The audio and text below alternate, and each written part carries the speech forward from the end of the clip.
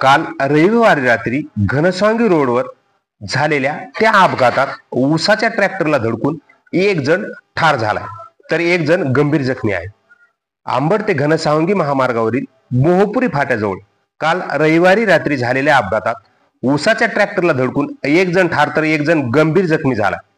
हे दुचाकीवरील दोघेही छत्रपती संभाजीनगर येथील होते। यात प्रवीण रामू गायकवाड याचा या अपघातामध्ये मृत्यू झालाय। काल रविवारी रात्री 10:30 वाजेच्या सुमारास एक भीषण अपघात झाला होता। घनसावंगीहून आंबडकडे जात असताना ऊसाने भरलेल्या ट्रॅक्टरला पाठीमागूनच एका दुचाकीने धडक दिल्यामुळे यात एक जण ठार तर एक जण गंभीर जखमी झालाय।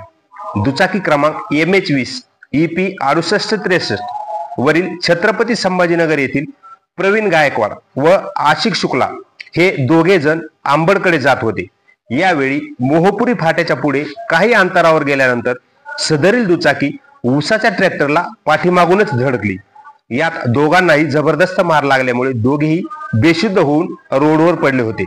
काही वेळानं घटनास्थळी लक्ष्मण पवार, बापूराव पवार, नारायण तारगे, सुशील देशमुख यांनी तात्काळ जखमींना रुग्णवाहिकेतून घनसावंगी येथील उपजिल्हा रुग्णालयामध्ये हलवले होते।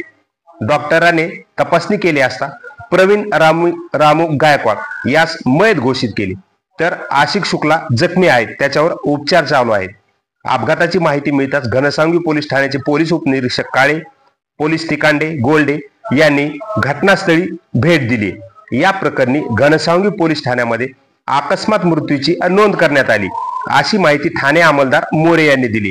दरम्यान आंबड आणि घनसावंगी तालुक्यामध्ये गेल्या काही दिवसापासून ऊसाच्या ट्रॅक्टरला पाठीमागून दुचाकी धडकून होणाऱ्या अपघाताच्या प्रमाणात मोठी वाढ झाली आहे।